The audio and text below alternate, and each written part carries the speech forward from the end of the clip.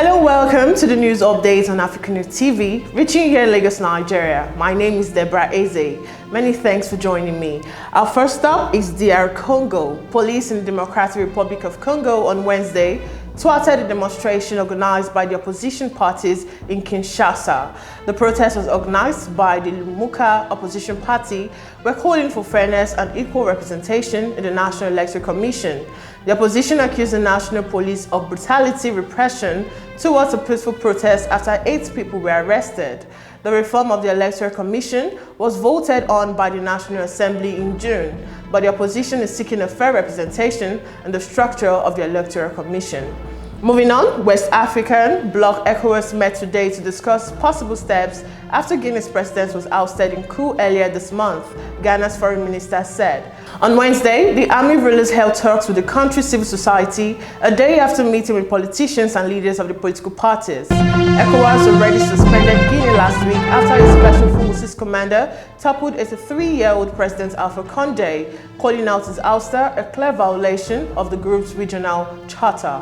And in Gabon, the UN will withdraw Gabon's 450-strong peacekeeping contingent from the Central African Republic over sexual abuse allegations, a scourge that has long tarnished UN interventions. In recent weeks, exceptionally serious acts that go against military ethics in honor of the armed forces committed by certain elements in the Gabonese battalion have been reported, the ministry said in a statement. And we move to Côte d'Ivoire, where Ivory Coast has launched several operations against corruption in the public services, particularly the police and gendarmerie, a persistent scourge in the country.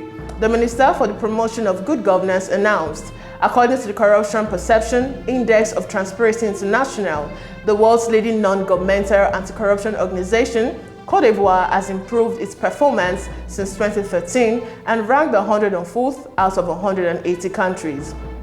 And on the Nigerian scene, the Senate on Wednesday justified the President Muhammadu Buhari's plan to obtain $4.054 billion and 710 million euro loans. The chairman of the Senate Committee on Media and Public Affairs, Senator Ajibola Bashiru, said there was no country that does not engage in deficit financing. Bashiru said this as the Director General of the Debt Management Office, Patience Oniha, while giving a breakdown of the public debt stock for the second quarter of 2021 during a virtual media presentation on Wednesday. Said Nigerian total debt stock rose from 33.11 trillion naira as of March 31st, 2021 to 35.47 trillion naira as of June 30th, 2021. And more updates from that story, the country's national debt stock hit 35.5 trillion naira at the end of June 2021. The Debt Management Office reviewed yesterday. The new figure is 7.75% higher than the 32.9 trillion naira recorded at the close of last year. According to the Director General of the DMO, Patience Oniha, the external debts accounted for 13.7 trillion naira or 38.7%, while approximately 21.8 trillion naira was scored or sourced from the local market. And in more stories, the UN Security Council on Wednesday urged Egypt, Ethiopia, and Sudan to resume African Union-led talks to reach a binding deal within a reasonable time frame over the operation of a mega dam on the Blue Nile. Egypt and Sudan had both called on the Council to help resolve the disputes after Ethiopia began filing the reservoir behind its Grand Ethiopia Renaissance Dam in July for its second year.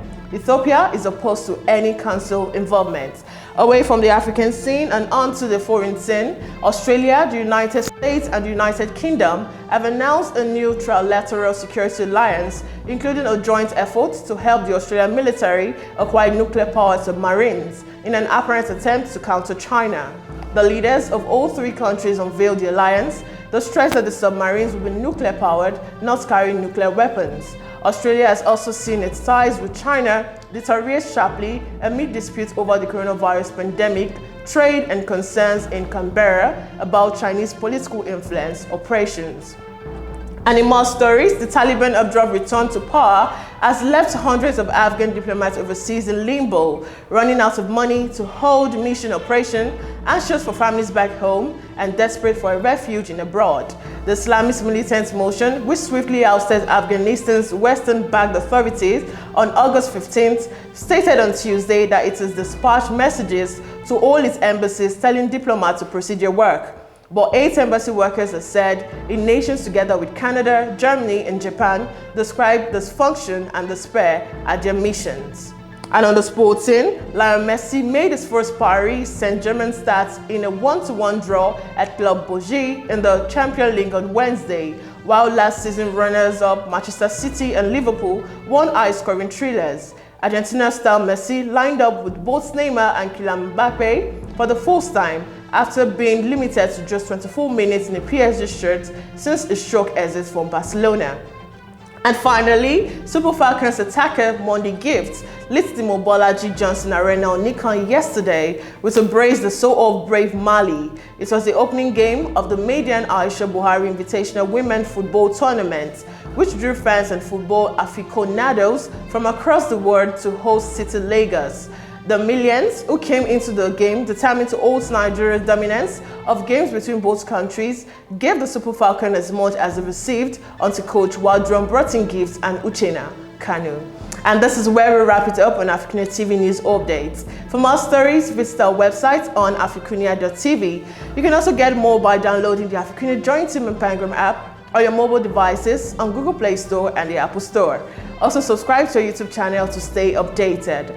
Once again, I'm Deborah Ezeh. Bye for now.